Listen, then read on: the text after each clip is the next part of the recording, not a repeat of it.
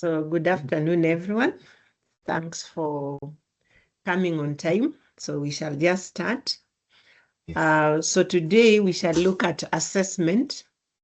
And what I would like you to do is actually to go to menti.com.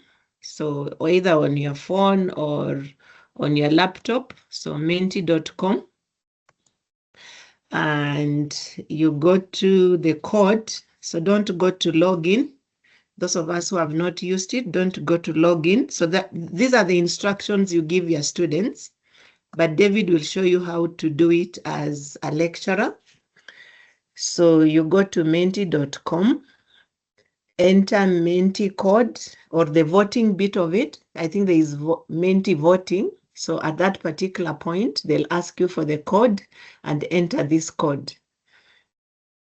22796888. I'm happy with the, okay. Let me share the results then. I'm just happy with them.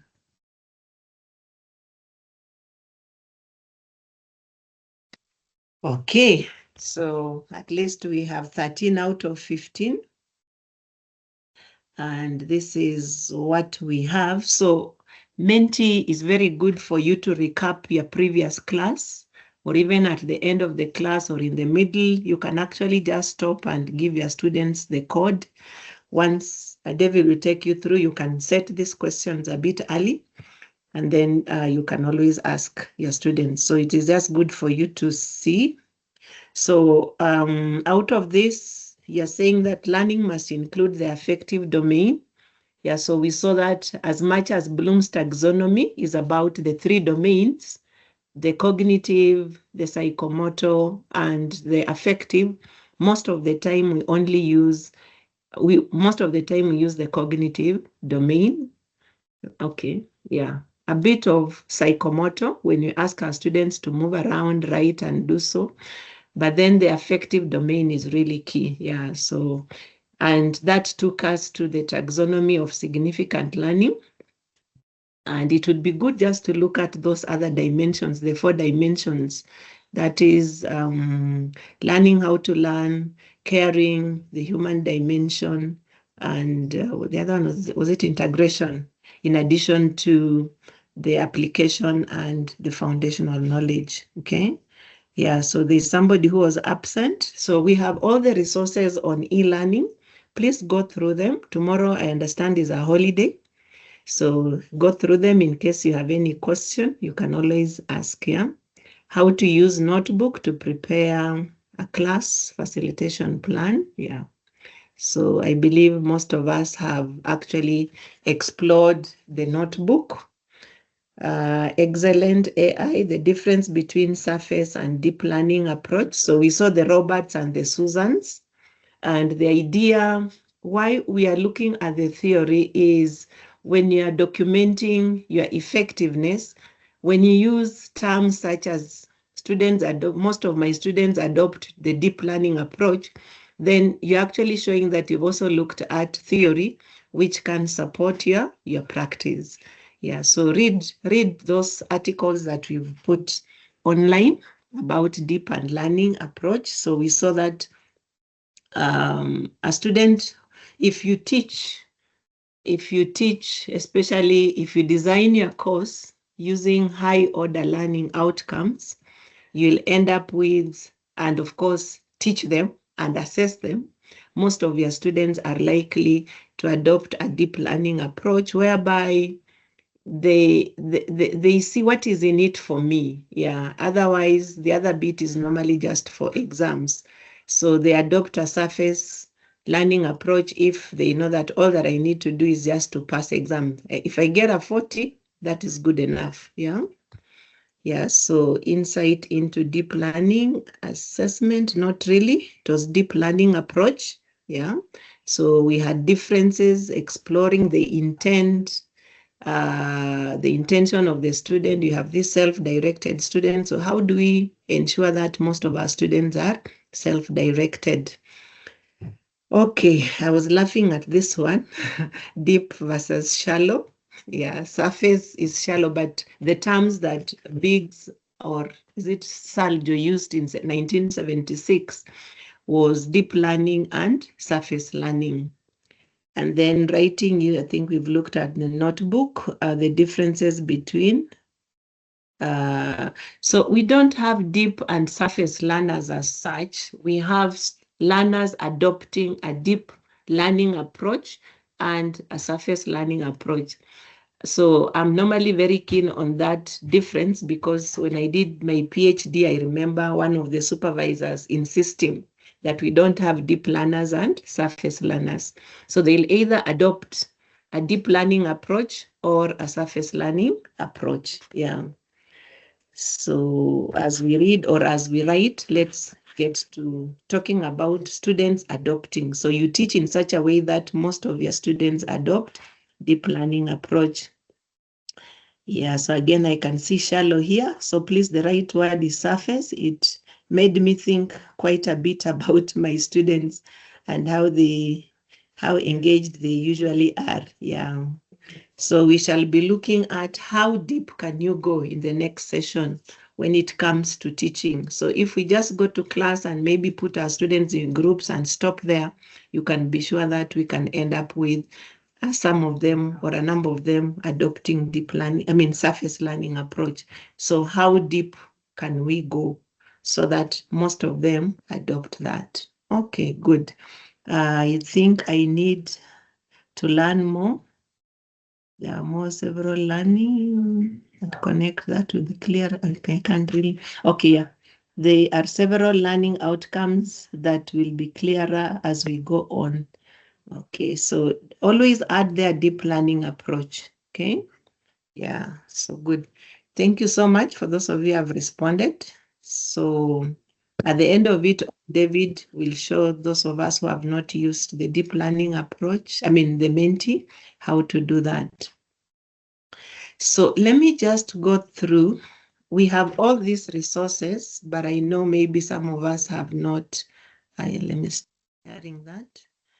I just want to go to the notes and skim through very fast. You can read them on your own, but I just want to stress one or two things for the sake of those people who are not there, and also maybe the ones who have not looked at that. So, okay, maybe before I do this, yeah, let me, okay, let me just, because somebody sent me her learning outcomes and there was something that I really wanted to. So let me just stop sharing this and I share my course outline again. We looked at the taxonomies, and I asked you to, will I be able to get this thing? Okay. So I can just go to Windows. Sorry, I thought I had opened this, but let me go back and open. Give me a few minutes, this one. Okay. So back to this, I share window. Yeah. Okay, so now those of us who complain about not being able to cover the syllabus, let me use that word, to cover. We are not supposed to cover. We are supposed to use the syllabus for student learning. Now, when you get this, I think this is what I said last time. When you get this, you conceptualize, look at the course holistically, okay? And if you put your, okay, we normally have a course for this, which takes about 4 days just to design your, come up with your concepts. Concepts are bigger than topics, okay? And I don't want to go into that. So once you do that, you come up with your concepts, okay? Like in my case, I have 5 concepts. And that is why we say that you will end up with learning outcome. Each concept should have at least one learning outcome. So align. Don't align your learning outcomes to the taxonomy, the domains in the taxonomies and the dimension in the taxonomies. We will not be able to teach. Yeah, there are too many. Yeah. So if you are systematic in such a way that you start off with the concept, come up with the learning outcomes, and as we said, we are looking at both hard and soft for the course. And that is why I ended up with number 5 and 6. This is on communication and critical thinking. So what are the major soft skills that your students need to learn? So at least add 1 or 2 soft skills in the course. But we are not concentrating on that. Now, when it comes to this is where we are, the facilitation plan. You have your concept, analysis of the risk. So I start off with this concept. In this concept, there are topics, okay? And the first topic I have there, okay? So I put everything week 1 and 2. Now, these are the learning outcomes, okay? So these are for 2 weeks. That is why they're actually 6, okay? Yeah, so don't have too many learning outcomes, even for the topics. For a 3-hour session, you can't have, let's say, 4 or 5, okay? Yeah, you'll be teaching content instead of facilitating student learning. Okay, I don't know whether that is clear. Okay, yeah. So always align your learning outcomes. So we have the concept, now we have the topics, and here we are with the learning outcomes. So you can check, and as we agreed last time, some of the dimensions like human dimension, okay, you might want to think through a learning outcome, but it will be well captured for some subjects. It will be well captured in the learning activities than in the learning outcomes.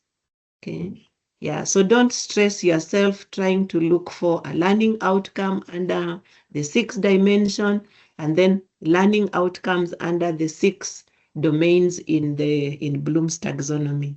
Okay. Yeah. So make your work easier. Yeah, we are trying to make our life easy. So don't complicate things. Yeah. Okay, then let me do this, and then I'll just give a few minutes for people to react. If you have any question, just send it to the chat.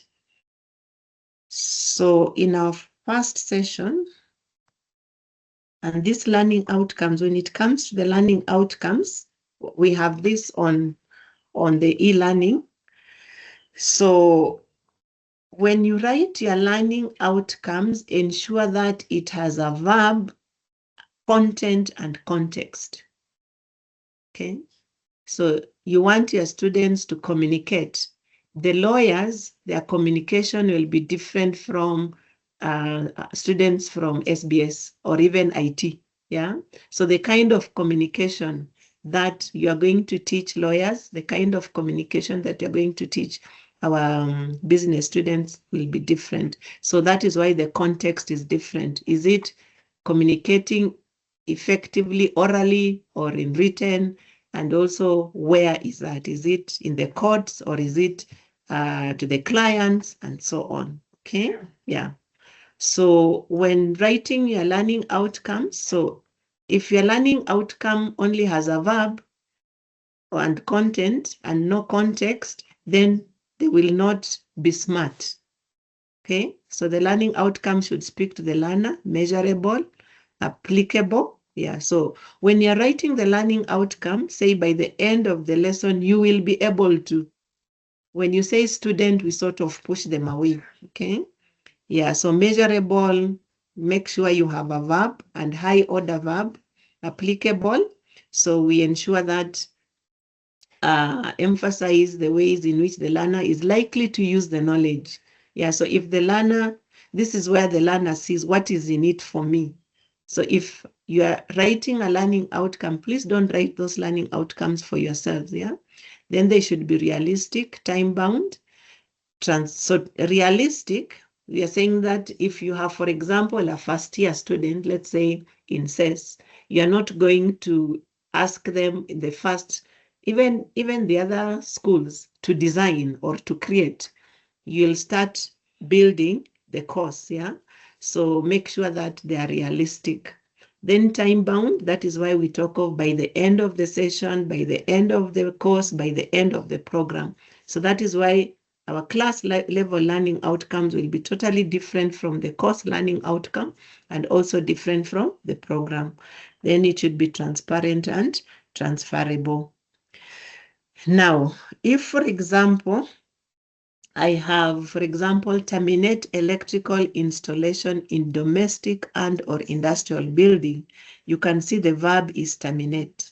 The content is electrical installation. So students know that we are going to install electricity or whatever. And then the context is in domestic and industrial building. So please complete your learning outcomes. Yeah. Now for soft skills, for example, in number 1, if you're looking at number 1 and you want to come up with a soft skill, when they are installing, they are likely to work in groups with colleagues. So there will be collaboration. Okay, I should ask people, how many have watched the 2 videos on Mazur and the one for inspiring? So I'll ask you. Yeah, so you can do that. Go back to because this is on the content, but in this content you are saying there's a soft skill that my students require. So you can add, so critically analyze the installation site in the residential and industrial building. Okay, yeah. So just read through those notes and so that they can help you. Then the other thing is, when drafting the class learning outcome, aim at using high-level cognitive verbs. If we get this right, the assessment will be fine. That's why I'm actually going through this, because if we don't get this, there is no need of us looking at assessment. Yeah. So it is like when you're putting up your house, the foundation, learning outcomes are the foundation. Without the foundation, then there isn't much we can do. Yeah. So if you have a ground which is, your foundation which is weak, then your building will come up, isn't it? It will come down. Yeah, so that is why we use high level. And don't say you're going to write a learning outcome under knowledge, under what? Under comprehension, understanding, and so on. No. Okay, yeah. So for example, instead of using a low cognitive learning outcome such as outline the laws on discrimination. So outline, if you check in Bloom's taxonomy, it is down. You can say compare and contrast. There's no way these students are going to compare and contrast without outlining. But if you put outlining, they will not be able to even to compare that. Okay, yeah. So you can read through that. I think that's what avoid using. So when you say know the laws on no, you can see. So why not say interpret appropriately? Okay, so we avoid words like understand, know, comprehend, and so on. So anytime you want to write, I want my student to understand, please go to the taxonomies. I want my students to know, or I want my students to comprehend. These are, so as we say down here, don't use understand, make them understandable. Okay, and then don't just write learning outcomes, use them. Okay, as they help you, as you're writing them, reflect on what is it that I really want to teach. Then make them self-explanatory and then improve on the wording of your learning outcomes. Okay, let me stop there. I've talked for more than 15 minutes. Any question or comments before we move on to assessment? Yes, Bernadette, good. Good afternoon, Dr. Omingo. Thanks so much for that insightful session. Now, your last remark that we should not use understand. So I'm wondering, what else should we use? Because if it is something, of course, you are teaching them something that they, let's assume they don't know. They haven't related with the concepts before. So if you don't use understand, what is the right high order verb that you should be able to use? It will depend on actually what, if you, okay, I was just looking for, I'll put the document. Understand means quite a bit, but I think even on this document, we can have, there's an example on session one. Let's just see. Yes, so you see like this learning outcome, where understand the large and small scale consumers of the power generated, yeah? The use of the word understand could mean many things. Yeah. So that is what we are saying, that the use of the word understand, and actually there are many verbs which relate to understand. If you just go to Bloom's taxonomy under understand, there are a number of verbs. So that is what we are saying. What is it that you really want the students to achieve? You see, this is about large and small scale consumers. So if you had used the word like differentiate the needs of the large and small scale consumers. So it is very clear to the students that we are going to look at what are the needs of the large scale consumers and what are the needs of the small scale consumers. Yeah. So basically that is what we mean. Don't use the word understand. It means many things. Okay. Yeah. Dr. Wanyal, I hope that is okay.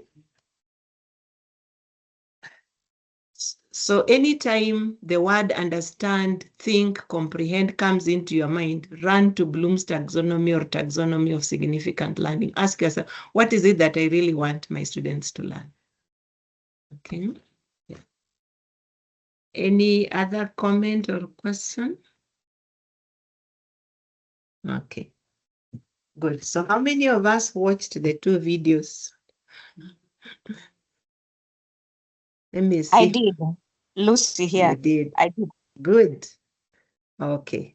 Selena, so what did you get in the, actually we have a number of people here.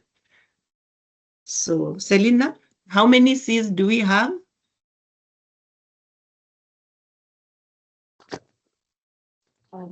There were initially 4, but they added 2 of them, so they're actually 6 in total. Good. Now. Yeah. So we know of the 4 C's. So what are these other 2? Choice and caring. Okay. Yeah. Yeah. So other than the collaborative, creative thinking and everything else, please watch that video if you haven't. I can see Teresa also watched, Kinywa watched. Okay. Yeah. So, I mean, it really inspires, yeah. Dorcas, I don't know whether you felt the same. Okay.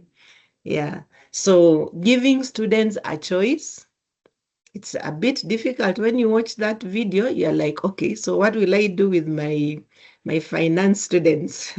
Yeah, it might be easier but I think just being innovative, creative, we can actually give our students that choice. Yeah. Yeah. So Kinywa, what did you watch in Mazur? What caught your eye in the video of Mazur? I remember at least the C. I'm still on the C's. Okay, good. The one which I really liked was the final conclusion of where he says you have to be caring, the 6th one, on caring about what the students feel and how effective.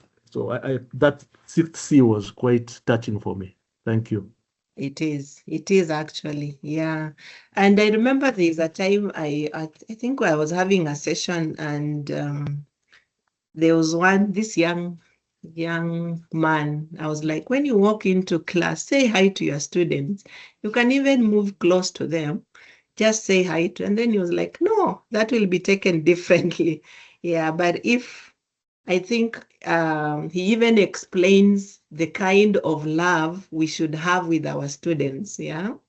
So when you watch that, I think the affective domain would really come up and you'll be able to care. Okay. So peer instruction, I think, is also key. Lucy Madhoni, Dr. Madhoni, did you watch Mazur again?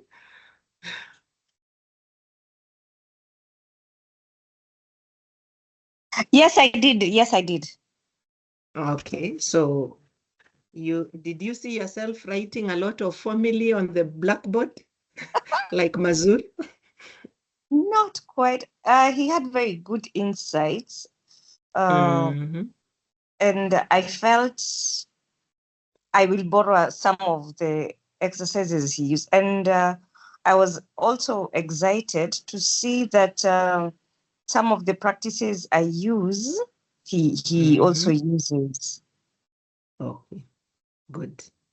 Fine. So for those of us who have not watched, please watch. Those are some of the things you can support your teaching by saying, I use peer instruction, and he actually explains why, okay?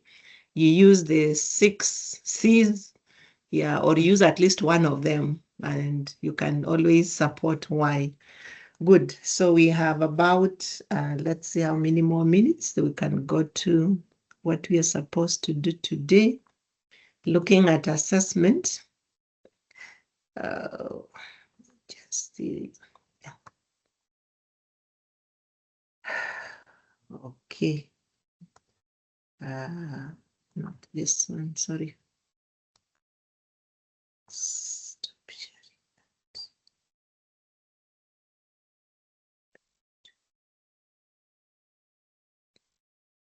that. Okay. So share.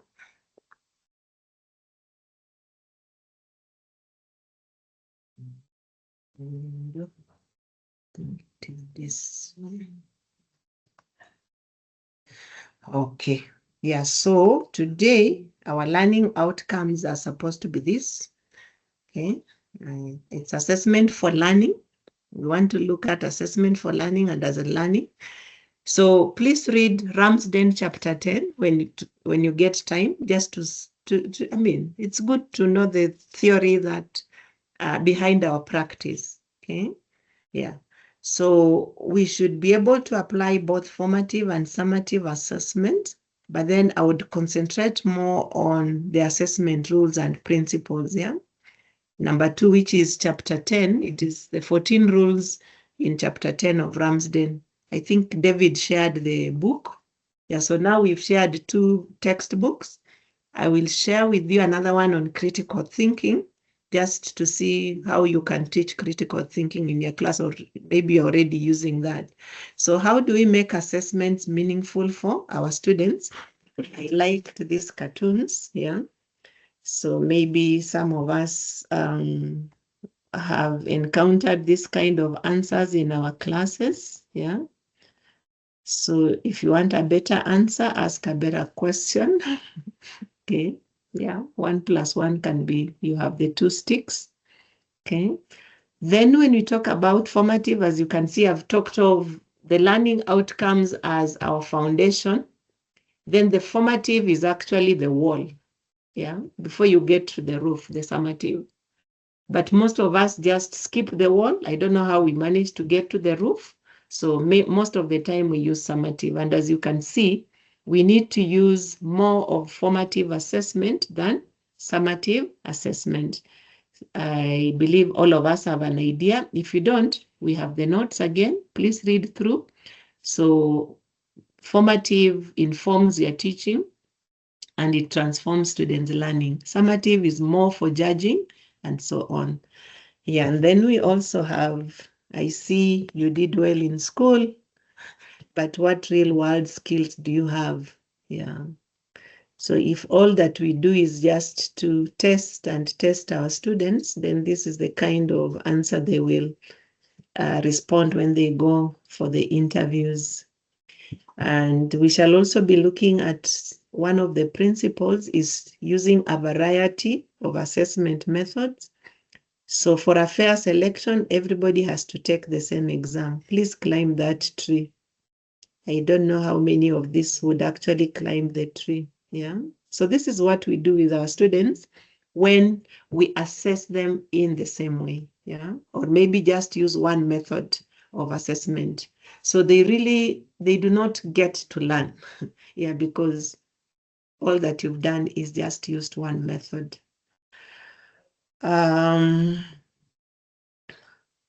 You can take this, a snapshot of this. I don't know that I'll put up a snapshot of this. So those of us who came early, I had written one thing that you learned. So you can ask your students to reflect on this, what they like most about the topic, what they were surprised by, one question, or I've used this in my finance classes and I find it very, very, I mean, the students, yeah, I find it interesting, yeah, or the students are able to. So now when it comes to assessment, we need to align. If you say determine, your learning outcome is to or terminate here. So if you say our learning outcome, if the one that I was using is to terminate, then the assessment method should be about termination of electrical installation. Yeah. So you cannot now test on something else. So that is why we are saying you design to assess the learning outcome. So when we assess our learning outcome, then our assessment becomes valid.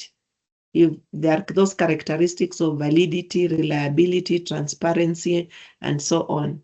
So when you align your assessment to the learning outcomes, you'll end up with a valid exam because you're testing the learning outcomes.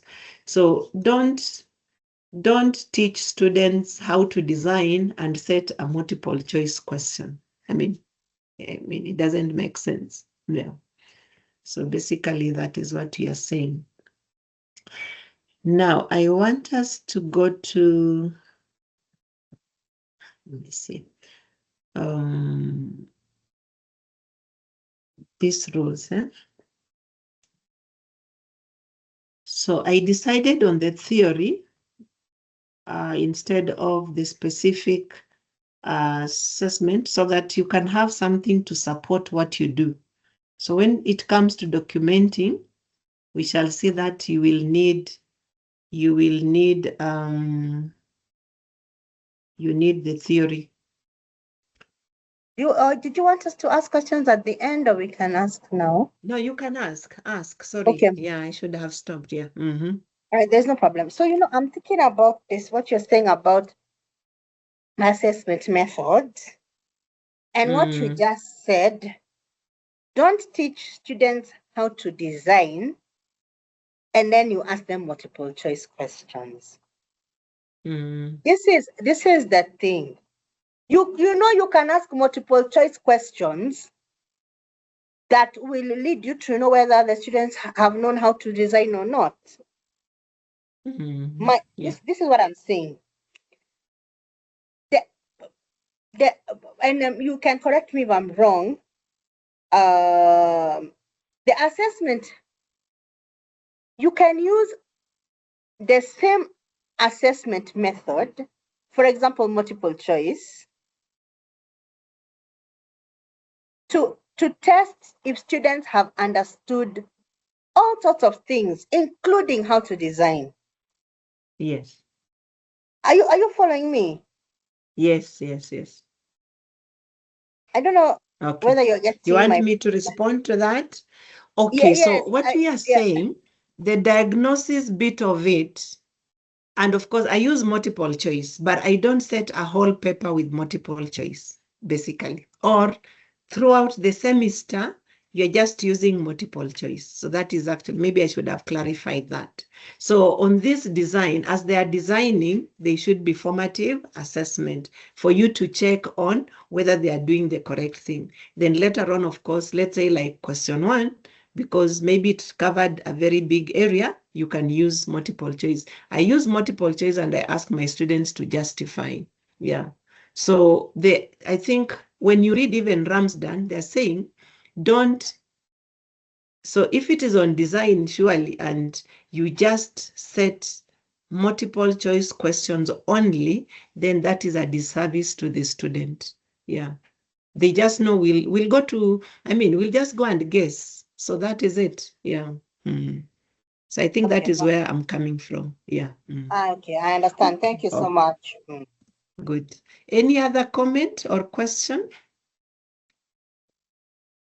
Okay, fine. So let me see how fast I can go through this. So this 14 rules, you'll find them in Ramsden, page 2 or 4, though we send you that. Okay. So I would like us to look at rule number 1. So just read through. Okay. So rule number 1, you can see the 14 rules for better assessment, yeah? Yes, we can see. Okay. Yeah, so we have rule number 1. I'll look at 3, 6, 10, and 13. Okay. So let me do this. Yeah.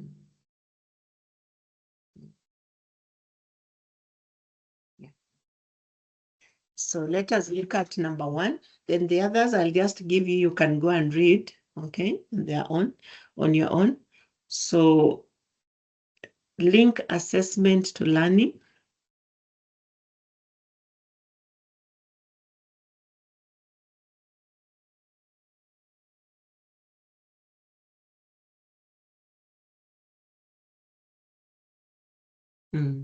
Yeah.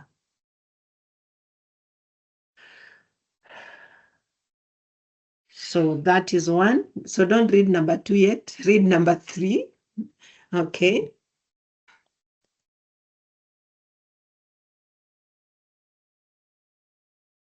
Okay. Then we move on to number 6. I hope I'm not too fast. So 1, 3, 6.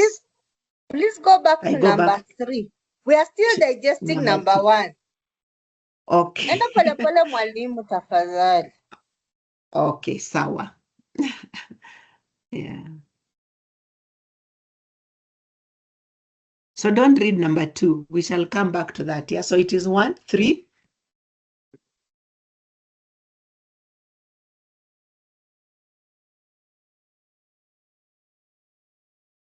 Can I move on?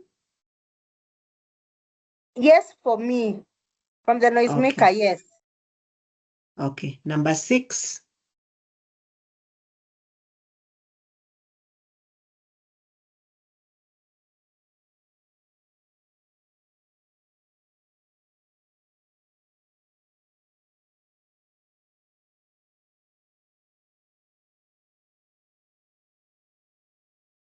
Okay.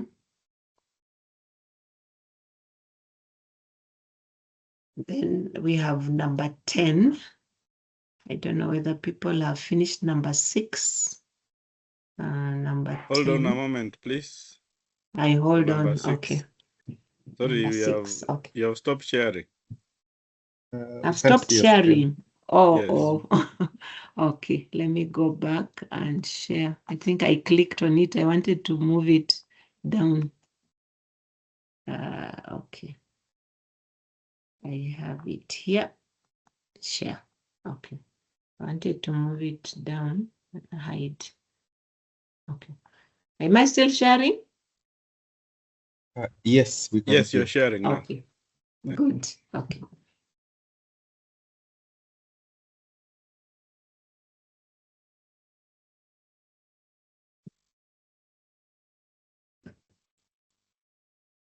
Yes, you are.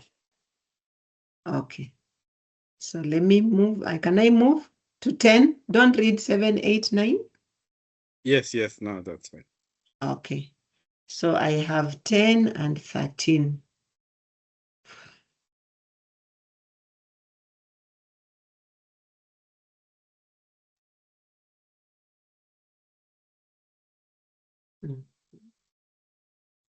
Okay. So that is more on validity. And then 13. So this is the last one.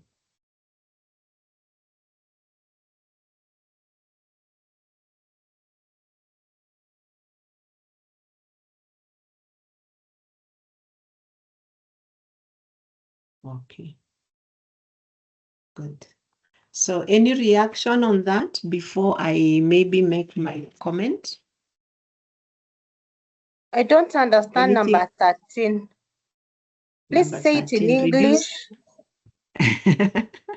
So reduce the between student competition aspects of assessment while simultaneously providing inducement to succeed against a standard. Yeah. So we have what we refer to as norm reference and criterion reference. Norm reference is, and that is very common when we are approving results. We are normally told that all the marks should actually lie on a normal curve. So that is norm reference. And that is what they are saying. We reduce the between student competitive aspects. So for norm reference, you are comparing a student with another one, and we expect them to fall on a normal curve. Criterion reference, which is a standard, you're using a rubric, you're using a marking guide. So basically, we should, for reliability purposes and also to make students learn, we should use more of criterion reference than norm reference. That is what it means. Okay.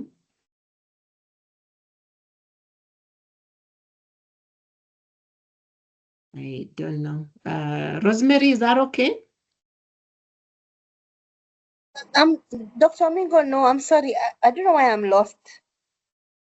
You talked about 13. Yeah, what is the difference between norm reference and criterion reference? So this one, between student competitive aspects of assessment, when you compare students' performance against each other, then they become competitive. Okay. And that is what we refer to as norm reference. So we are saying that some of my students should lie on this side. Yeah, but what if all of them got A's, or at least majority got 70 and so on, that kind of thing. So it should be best against a standard. And this standard is what we refer to as the rubric or the marking guide. Yeah, so if you use rubrics, and especially in the educative assessment, if you use rubrics, you'll be in a position to end up with criterion. So you base the student's performance on the criteria. They know that if I meet this criteria, I would have learned, not that I should get this mark to have learned. Yeah. So that is what it means. Oh. Okay, I've understood. Very clear. Okay. Thank you so much. Fine. Elizabeth, you have. Yeah, thanks, Mary. My point was on, I think it was number 6, the principle number 6 that was about. Let me check where I am even. Okay, you can see it? No, it's showing the standard. Oh. Yes, now we can see it. I don't even know how I clicked on that. Stop sharing. Okay, I need to move fast so that David can. So you're seeing the standard instead of, okay, number 6. The one that was talking about keep reminding your students that you are not interested in memorization. Is that the one? The one it was, yeah, this one. So both in the assessment question you set and in your course goals. Yeah. So the course goals are just the learning outcomes. Right. Okay. So there's a blank screen. We can't see. There it is. You can't see? Yes. Now I can see. Yes. Okay. Yes. Okay. Yes. Number 6. Where you're telling them that memorization reproduction will be penalized and that success will only be achieved through decisive demonstrations of understanding. Okay, I have had a problem where because I usually give students slides after class, I keep telling them that when it comes to cuts, I don't want a memorization of my slides. And I frequently tell them, but I don't know whether it's because of the 844 mentality. You find that some students will memorize for you, or rather they'll just reproduce your slides for you, showing that they really did learn. So I just wanted to get your comments on that. Yeah. So that is why we are saying, actually, when when they do the cut and you return the cut, that now goes to feedback, the other questions. Yeah. So the question is, do you tell them why maybe they got 5 out of 10 instead of 10 out of 10, and yet they have reproduced actually what was in the slides? So that feedback is key. That explanation, telling them that it's not about memorizing my slides. I want something more to this than just memorizing, taking them maybe to application and so on. Yeah. So that is normally done. Yeah. Okay, Yes, because Elizabeth. the feedback will usually be given as a one-on-one. When a student comes and asks, okay, so why did I get this mark? Then now you can tell them on a one-on-one. Not really. As we shall see, I mean, in fact, when you read that chapter 10, I think you'll be surprised at how you need to give feedback. Yeah. Yeah. So like after a cut, I believe you go to class and revise. Yeah. But in case somebody comes later, then but generally you have the general feedback and the specific feedback. So generally it is good to go and explain to the students, what is it that you really wanted in that particular question, yeah, or in that particular work. Okay, yeah. Any other before? I think David will lack time to take you through. Now, okay, so when you read through this, we'll go through them again when we meet, so that let me share this window. This one. Okay. Yeah. So when you read through these rules, you can take a snapshot of this. And I have also put, actually, you can read through the handout on assessment. So rules 1, 3, 6, 10, 13 are about assessment as learning. So we use assessment for learning purposes. Like in number 13, when you use the criterion based instead of norm reference, criterion, like when you go to the criteria, you need even to share with the student, come up with even that rubric with the student. In the process, they learn. And that will lead to their self-assessment, peer assessment, and then that. So Dr. Muthuma, you can see here. So for these rules, as you read through, you'll find that when it comes to feedback, let it not just be about you.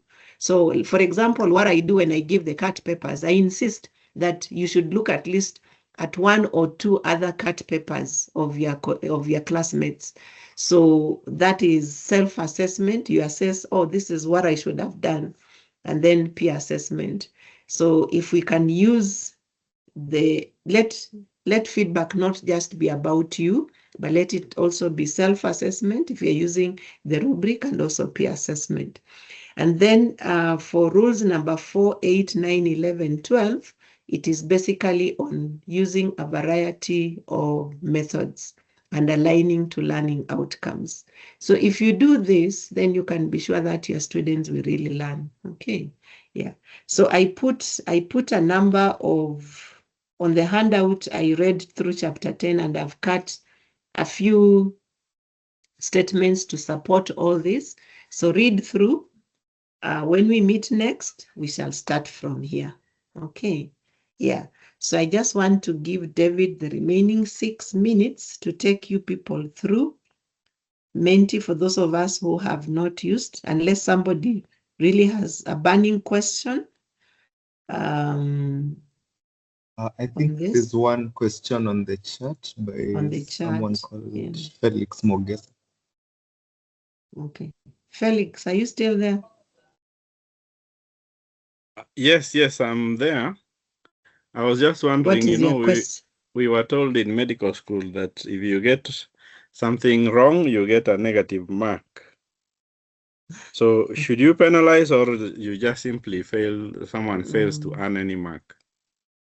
I think it depends on it depends. Now that is, that should be, it's just like when we say 40, 60, we can't change. Yeah. So if that is what they do in medical school, I don't want to get there. Okay, yeah. Yeah, but I think if we can use assessment for learning purposes, instead of punitive, as a punitive measure, then our students will learn, because we are looking at effectiveness in our teaching. How can our students learn? Yeah. So please read through the resources. I will send you some videos again. Please watch them. If you have time tomorrow, if it is a holiday, just tell yourself, I want to learn something more about my teaching. Yeah.